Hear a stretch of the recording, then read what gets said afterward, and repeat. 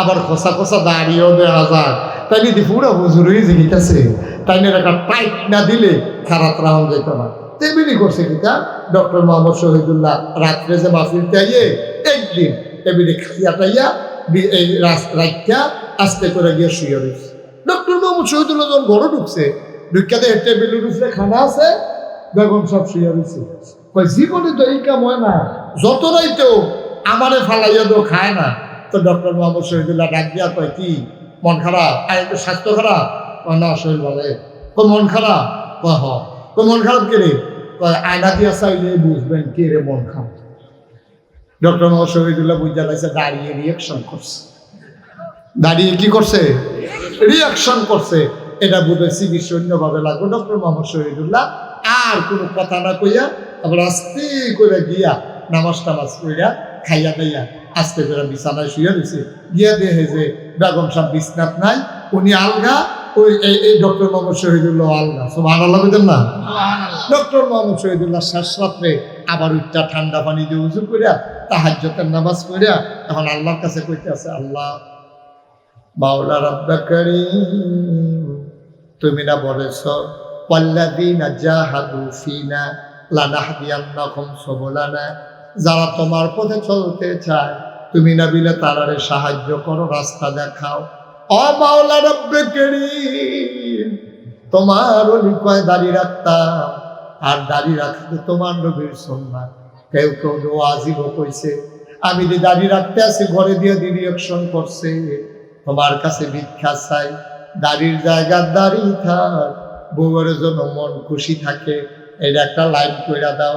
বুদ্ধি থাকলে বুদ্ধি দাও, আল্লাহর কাছে বুদ্ধি আছে নাকি না?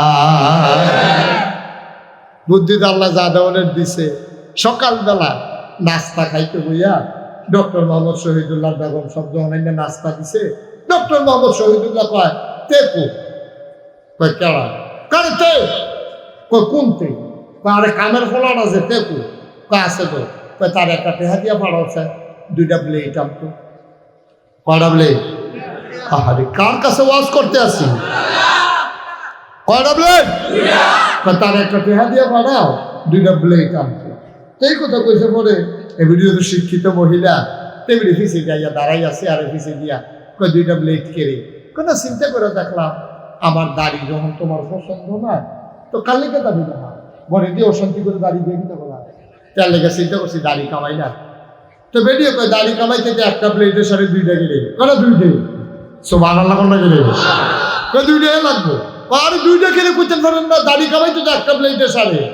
ডক্টর মোহাম্মদ শহীদুল্লাহ হাসি দিয়ে চিন্তা করে দেখলাম আমার দাড়িটি যখন তোমার পছন্দ হয় না, আমি দাড়ি কামাইলাম, আর তোমার যে লম্বা লম্বা চুল নি ভাল লাগে না। এটা একটা ফ্যাসলাই কথা, অনেক সময় ঘষা হয়।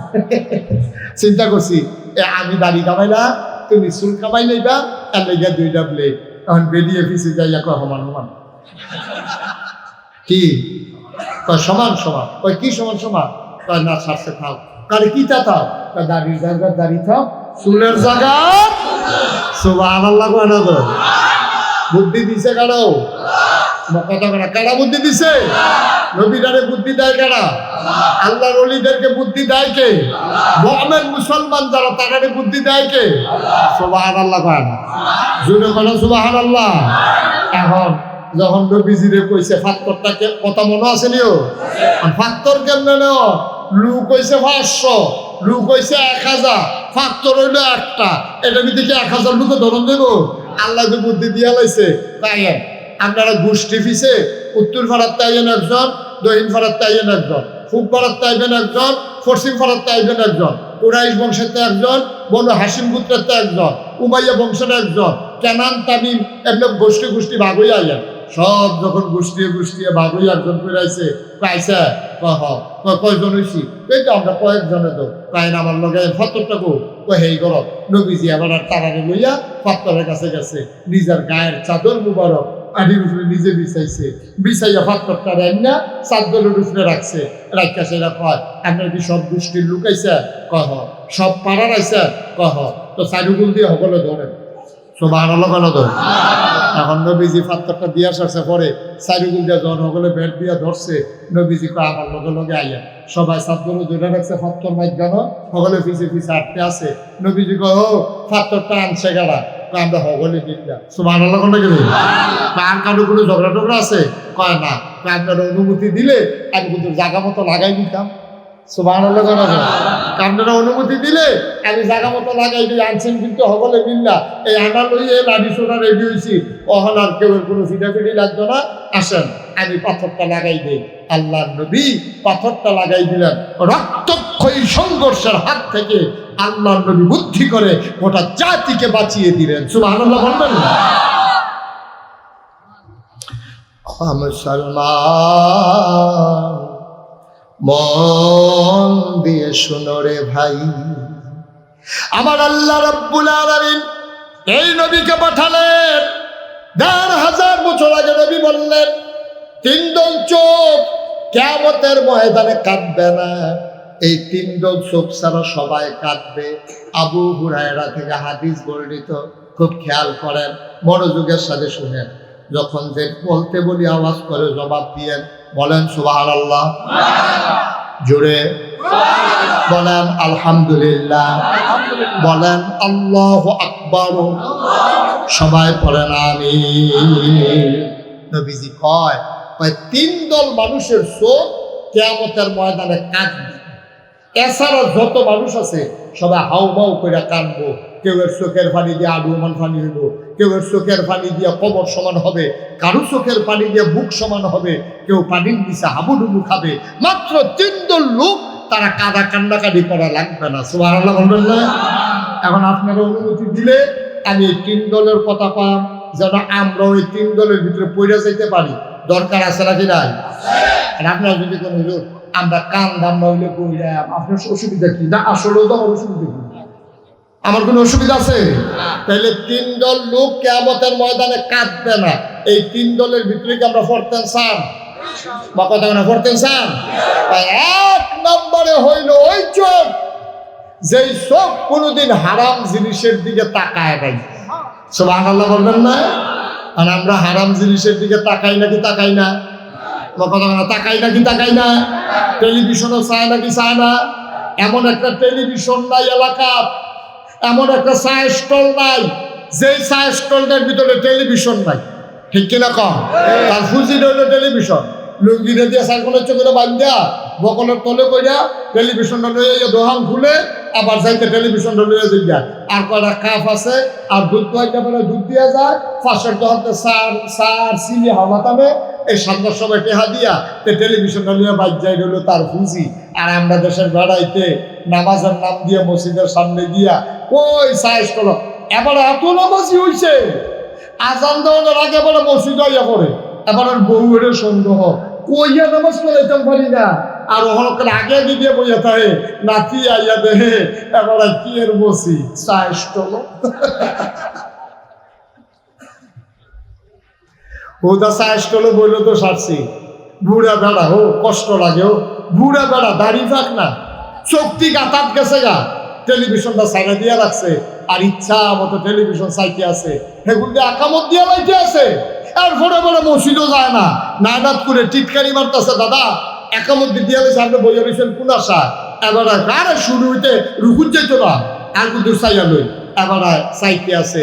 সিনেমার ভিতরে দেখাইছে ফিটাফিটি লাগিয়ে রয়েছে, এবারে দৌড় দেখে মসজিদে ঢুকছে, কি আর নামাজ, আল্লাহু আকবার নিয়ত করে সেটা মনে মনে চিন্তা করতেছে, যেই ফিটা দিছে বাচ্চে নিকি মাথা ফসে ধরি ভাই। আচ্ছা বসো, আমরা কি ভাই কুদ্দুর আল্লাহ হয়েছি চিন্তা করেন? আপনি মরতেন না? নবীজি খুব দুঃখ করে কইছো, কই যেই বুড়াদি অন্ত মুরব্বী কইতাম পারি না, কই রেটা যেই মুরব্বীটি বয়স হওয়ার পরে যেই মুরব্বীরা এই যে আপনার হারাম জিনিসের দিকে তাকায়, গোনার কাজে লিপ্ত থাকে, নবীজিকে এই মানুষটির লিগে কষ্ট লাগে বেশি। দাদা একসময় জোয়ান বয়সে করছ, কখন তো বুড়ো হইস, এই জায়গাটা তাইও তুমি মরার চিন্তাইও না, তুমি মরতা না। নবীজি এই মানুষটির লিগে বেশি দুঃখ করছে। অনেক বুড়া বুড়া মানুষ দেখবেন, আমার আশ্চর্য লাগে, বুড়া মানুষ সুন্দর দাড়ি রাখছে, কি সুন্দর টুপি মাথার দিছে, এই মাত্র নামাজ পড়ছে, নামাজটা পড়া বাড়ুইয়া বিড়িটা ধরাই নাই। আরে বাইশে বিড়ি টানো, বসুইরা কামলায় বিড়ি টানো, রিক্সাওয়ালায় বিড়ি টানো, তোমার মতো নামাজি, তোমার মতো আল্লাহওয়ালা, টুফিওয়ালা, দাড়িওয়ালা তোমার মুখে বিড়ি শোভা পায় না, ঠিক কিনা কও? তুমি অন্য মানুষের মতো না, তুমি দাড়িও রাখবা, টুফিও মাথার দিবা, নামাজও পড়বা, আবার বিড়িও টানবা, তো তুমি তো মাশাআল্লাহ কারিগর একটা, তুমি তো সব পারো। তুমি কুদ্দুর চিন্তা করে, কুদ্দুর চিন্তা করে মনটা যা ধরে তা কইলেন না, দুনিয়া থাকতেন না।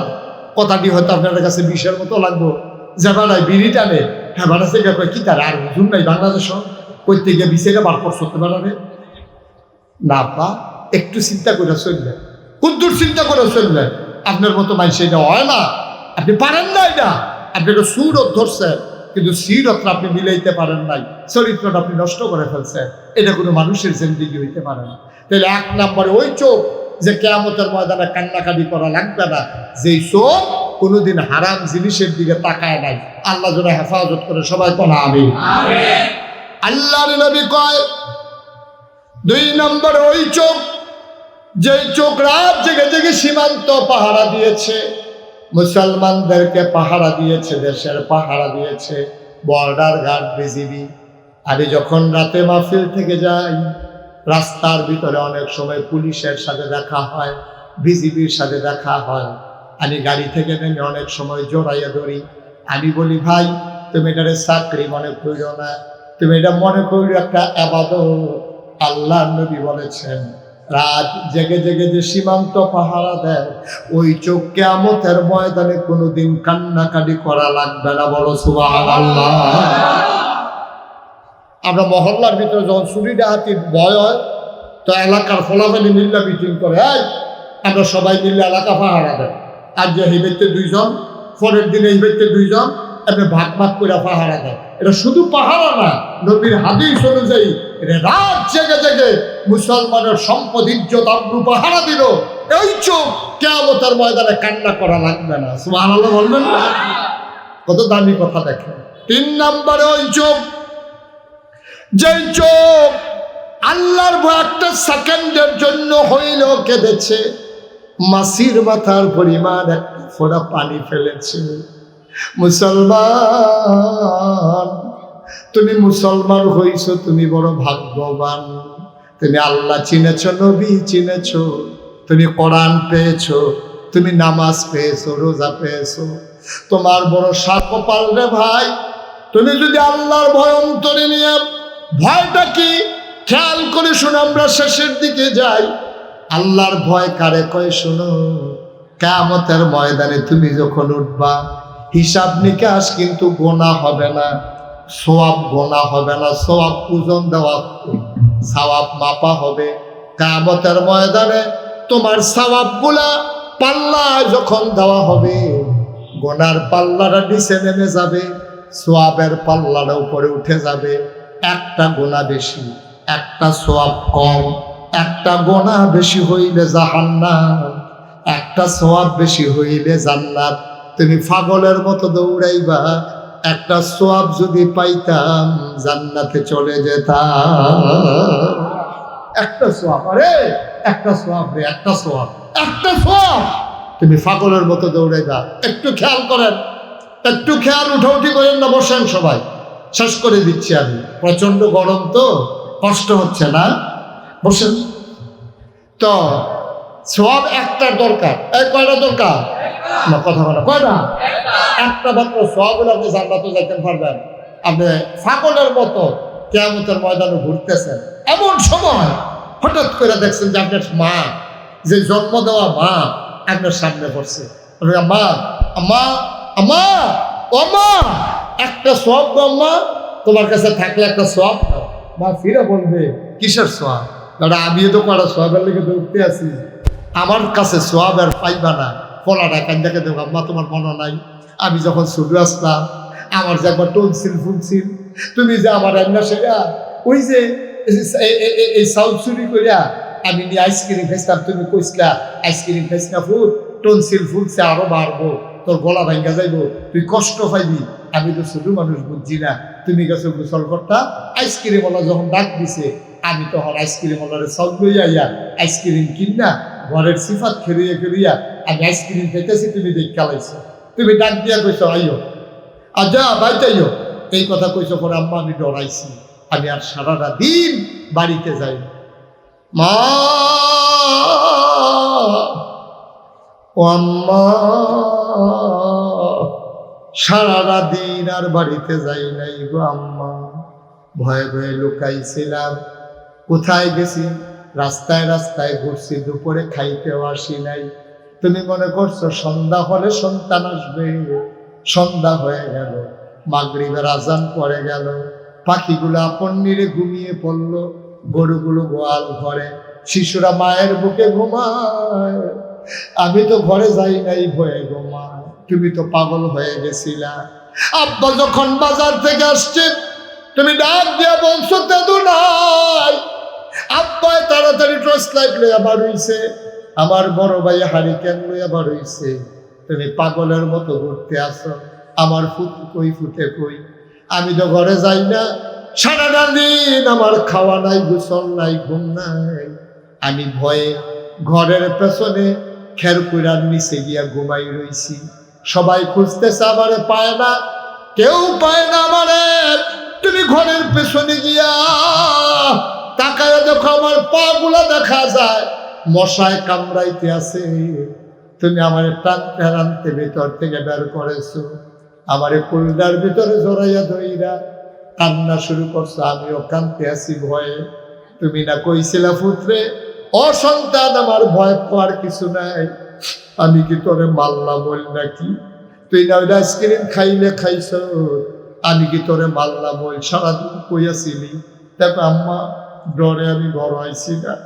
আমি কয় বলাইতাম ইসলাম, তুমি না আমারে মারো, এই জন্য আমি আসি নাই। আমি আইয়া তোমার দেখে দৌড় দিয়া পালাই গেছি গো আম্মা। সন্ধ্যা হয়ে গেছে, আমার ভয় লাগতে আছে। রাত্রে আমি কই যাব, কার কাছে যাব? এমন সময় চিন্তা করলাম, ঘরের পেছনে আইসা আমি খেরকুড়ার নিচে শুইয়া রইছি গো আম্মা। আম্মা আমি বড় ডরাইছি। মায় ফুটের লোকে কাঁদবে, আমি কি তোরে মারলাম? ওই খাইলে খাইছ। এবার মায় তার গরম পানি দিয়ে গোসল করায়, কুলের ভিতরে বসাইয়া লোকমা দিয়া দিয়া ভাত খাওয়া। আমার ফুটে সারাদিন খাইছে না। সারা রাত মা ঘুমাইতে পারে নাই, বাচ্চাটার বুকের লগে জড়াইয়া ধরছে। কিয়ামতের ময়দানে ওই বাচ্চা হাউমাউ করে কান্দে, আম্মা আম্মা, একটা সওয়াব আম্মা। যেই মা তোমারে হারাইয়া পাগলের মতো কাঁদছে, যেই মা তুমি লুকাইছিলে বলে সারা রাত ঘুমাতে পারে নাই, এই মা কিয়ামতের ময়দানে তোমার দিকে ফিরেও তাকাবে না। এই মায়ের কথা মনে করে, ওই যে তুমি এই অবস্থায়, ওই যে হাসরের ময়দানের কথা মনে পড়ছে তোমার। দুনিয়ার থাকতে তুমি চিন্তা করছো, আরে এই হাসরের ময়দানে আমি যাওয়া লাগবে, আমি কেমনে দাঁড়াবো, কেমনে উঠবো। এই চিন্তা করে একটা ফোঁটা চোখের পানি তুমি ছেড়ে দিছো। আল্লাহ নবী কয়, কিয়ামতের ময়দানে ওই চোখ আর কান্না করা লাগবে না। বলো সুবহানাল্লাহ। কিয়ামতের ময়দানে ওই চোখ আর কান্না করা লাগবে না। ওই চোখ আনন্দে ঝিকিমিকি করতে করতে জান্নাতমুখী হয়ে যাবে। ফেরেশতারা টেনে টেনে জান্নাতের দরজায় নিয়ে যাবে। হুর গেলমানেরা দরজায় দাঁড়িয়ে অপেক্ষা করবে, তোমাকে ডাকবে, আহলান সাহলান মারহাবা, মোস্ট ওয়েলকাম, আমাদের ভুবনে তোমাকে স্বাগতম। আপনি হাসতে হাসতে জান্নাতে ঢুকে যাবেন। এমন একটা জিন্দেগি আমরা চাই নাকি চাই না? কথা কয় না, চাই নাকি চাই না? সবাই চাই আমরা। আমি 33 বছর ধরে মাহফিল করি। এই বছর সহ আমার 33 বছর হয়েছে মাহফিলের বয়স। মাহফিলে কদম দিলে আমি মাহফিলের ওজন বুঝি, মাহফিলটা ফাওড়া দিলে মাহফিলটার ওজন বুঝি। আজকে মন সাক্ষী দিয়েছে, তোমাদের মাহফিল আমার আল্লাহ কবুল করে নিয়েছেন। সুবহানাল্লাহ বলবেন না? জোরে বলেন সুবহানাল্লাহ। আমার মন সাক্ষী দিয়েছে, আজকের মাহফিল আল্লাহ কবুল করে নিয়েছেন। আমরা এই যারা আছি একটা লোকও আমরা দোয়া না করে যাব না। আমাদের গুনাহগুলা মাফ করাইয়া এই জায়গায় মাঠের ভিতরে গুনাহগুলা ফালাইয়া আমরা মাসুম নিষ্পাপ হয়ে আমাদের বাড়িতে যেতে চাই ইনশাআল্লাহ। আমরা রাজি আছি সবাই? একটা লোক আর লইলেন না, একটা লোকের উঠতেন না। কয়েক মিনিট সময় আমারে দেন। এখন তো জায়গা অনেক দিক দিয়ে খালি হয়েছে, যারা পারেন বসেন, আর আপনারা বসলে আমারে দেখবেন না, ঠিক আছে, ওকে ফাইন, একটু সহযোগিতা করেন, হাঁটাহাঁটি করে যাবেন। সারা জীবন তো হাঁটলেনি, সারা জীবন তো অনেক হাঁটছে, আর কত হাঁটবেন? আবার একটু চিন্তা করেন, আমরা সবাই জান্নাতি বান্দা হতে চাই, কথা বলা চাই সবাই মিলে। ভাই আমার খুব মাঝে মাঝে মনে পড়ে, কোথাও যখন মাহফিলে যাই, অনেক সময় দেখবেন অনেক ফোলাফাই নাইয়া আমার হাতে ধরে করে, আব্বার লেগে দোয়া করেন, আব্বার লেগে দোয়া করেন, আব্বা নাই আম্মা নাই। তখন সত্যি আমার আব্বার কথা, আমারও তো আব্বা নাই। আমার যখন 11 বছর বয়স, তখন আমার আব্বা ইন্তেকাল করেছে। 11 বছর বয়সে আমার আব্বা ইন্তেকাল করেছে। আমি আব্বার মনেও নাই ভালো করে আব্বার কথা, কিছু কিছু মনে পড়ে। যখন কেউ বাবার জন্য দোয়া চায়, আমার আব্বার কথা খুব মনে পড়ে। এই মুহূর্তে আমরা সবাই মিলে আব্বা আব্বার জন্য একটু দোয়া করব, দরকার আছে নাকি নাই? এই প্যান্ডেলের ভিতরে একটা লোক চাই, হুজুর দোয়া করে দেন। আপনার যেমন আব্বা নাই, আমারও আব্বা নাই। যদি আব্বা থাকতো, নিজের চামড়া কাইটা বাবার পায়ের জুতা বানাই দিতাম। হুজুর আব্বা যদি থাকতো, অসুস্থ হইলে আব্বারে ডাক্তারের কাছে নিয়ে যেতাম, অপারেশন করতাম, লক্ষ টাকা খরচ করে। হুজুর দোয়া করে দেন আব্বার কবর আম্মার কবর জান্নাত যেন হয়ে যায়। এই আশায় এই যে সুন্দর মসজিদের কাজ ধরেছে, হুজুর মসজিদের জন্য আমি দিয়ে দেব 20,000 টাকা। এই যে ভাই সাদা কালো গেঞ্জি, এত বুদ্ধিমান হইছে, এবারে বুঝা লাইছে অন্তে হাত তুলবো বইয়া রয়েছে কীর্তি, বইয়া রয়েছেন কীর্তেন দোয়া করে দেন। ছেলে যেখান থেকে উৎসাহ হলে আসো, আসো তো উঠলো আর কি। একটা লোক দয়া করে উঠেন না, আমরা সবাই মিলে দোয়া কর, পারলে দিবেন, না পারলে তো ঝুলোঝুলি আছে নাকি, তাহলে উঠবেন কেন আপনি? 1 নম্বরে একটা লোক চাইছি 20,000 টাকা। আছেন একজন? জনাব মোহাম্মদ শহীদুল্লাহ, আজকের মাহফিলের বিশেষ অতিথি জনাব মোহাম্মদ শহীদুল্লাহ, উনি 1 নম্বরে দিলেন 30,000 টাকা। বলো মারহাবা। কবুল করো, মঞ্জুর করো, মনের আশা পূরণ করে দাও, দানের হাদিয়া সোনার মদিনায় পৌঁছে দাও। সৌদি আরবে থাকে জনাব মোহাম্মদ সোহরাব, তার বন্ধু বান্ধব মিলে 2 নম্বরে দিল 20,000 টাকা। বলো মারহাবা। কবুল করো, মঞ্জুর করো। ভাই সবাই টাকা দেওয়া লাগবে না, সবাই টাকা দেবেও না, দরকারও নাই, কিন্তু অসহযোগিতা করেন না। পারলে দেবেন, না পারলে বসে বসে আমিন আমিন করেন। যারা দেওয়ার তারা দিব। যে হেবাড়ায় দিয়া যেই সোয়াব, আপনি বইয়া থেকে আমিন আমিন করে সেই সোয়াব। সুবহানাল্লাহ করেন না? একটা লোক দয়া করে উঠেন না। 3 নম্বর, একটা লোক আমার দরকার 20,000 টাকা। 3 নম্বরে আছেন একজন, যে হুজুর ইনশাআল্লাহ 20,000 টাকা আমি দিয়ে দেব, প্রাণ ভরে দেওয়া হবে, মরুজার করে দেওয়া হবে। 3 নম্বরে 20,000 টাকা। একজন পারবেন? আল্লাহ আল্লাহ আল্লাহ আল্লাহ, তুমি কবুল করো আল্লাহ। 20,000 টাকা দেবেন একজন? নাই? 3 নম্বরে নাই? হ্যাঁ, এদিকে বলেন, অসুবিধা নাই। 3 নম্বরে আমার কাছে কর, তাহলে হ্যাঁ বিচার দিতে হ্যাঁ হ্যাঁ কথা করে দিতে কথা তো একটা মনে করছে কইলে তা কইলে তা তো কইব কেমন হেমালে কইলে উঠতেছে তো কত কথা কর দেবো আল্লাহ। কি ভাই নাম কি? মোহাম্মদ শরীফুল ইসলাম। হ্যাঁ, শরীফ ইকবাল ভাই, মাওলা রাব্বে করিম। আজকের মাহফিলের বিশেষ অতিথি জনাব শরীফ ইকবাল আমার ভাই দিলেন 20,000 টাকা। বলো মারহাবা। 60,000 হয়েছে না? দেখছেন এমনি এমনি হয়ে যাবে। মসজিদ আটকায় না, আল্লাহ আটকাইতো না, একটু সময় লাগবে আর কি, ইনশাল্লাহ হয়ে যাবে। 4 নম্বরে কে আছেন? 20,000 যারা দিবেন দেরি করাইয়েন, অনেক দূরের তো মানুষ এসে, তো যদি নিয়ত করে থাকে, মনে করেন আপনি নিয়ত করছেন দিবেন, তো বইয়ের বিষয় দিতেন। হ্যাঁ, মনে করেন যদি দিতেন স্যার, কত আরো 10-এ কি নাম? জনাব নাহিদ হাসান ভাই, আমার মানুষটারে বড় পছন্দ হয়েছে, মন দিয়ে কথা শুনছে।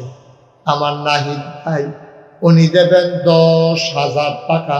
হলো মারহাবা, মাশাআল্লাহ। 70,000 হয়ে গেছে। আল্লাহ আল্লাহ মসজিদের লেগে হবে, একটু মায়া লাগাই দাও আল্লাহ।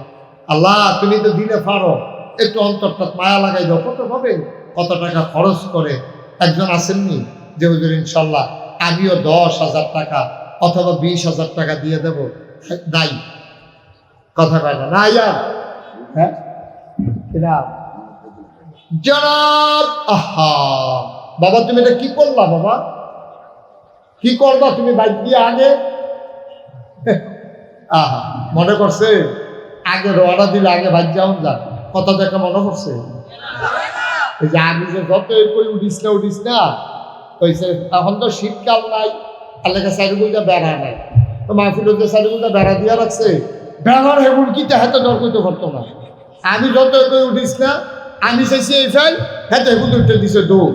হেতারা ওই প্যান্ডেলের লেগে যে বাঁশ কালেকশন করছে, আসা সাইকেওয়ালা বাঁশ প্যান্ডেলের বাড়ি দিয়ে পড়ে রয়েছে, তে গিয়াছে রে এই নোকটা উল্টে গেছে, নতুন লুঙ্গিটা সেলেক্ট করে নাই